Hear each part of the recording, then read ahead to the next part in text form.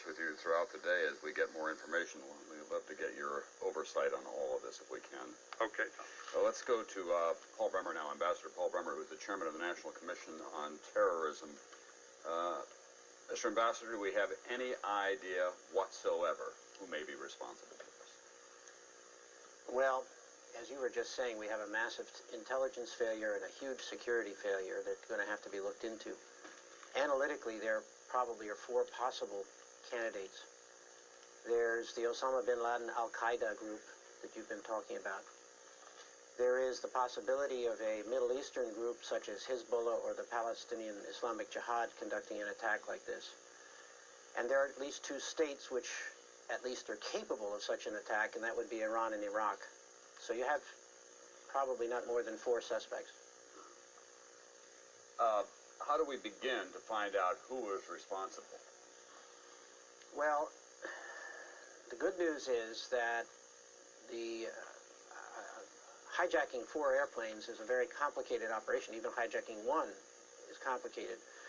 And they will have left some trail behind them. They will have had to have checked in. They will have had to have purchased tickets either under their name or alias names. They will have had to have showed pieces of identity. There will be a trail that will lead back from the hijackers at some point to the perpetrators. It may take some time, but we'll get there. You're an expert on national security matters, Ambassador. How is this country going to have to change? Well, I think it's one of those great challenges of fighting terrorism is to find the balance between being tempted to overreact, but also being absolutely certain, as the President said this morning, that people understand we're not going to take this sitting down. And I think once the perpetrators have been identified, and I believe they will be, the United States will have to retaliate with the full force of its military as hard as it possibly can. This is an act of war. It's an act of war that some have described as a domestic Pearl Harbor. In many ways, it's worse than Pearl Harbor. I think we will probably find the casualties are going to be higher than they were at Pearl Harbor.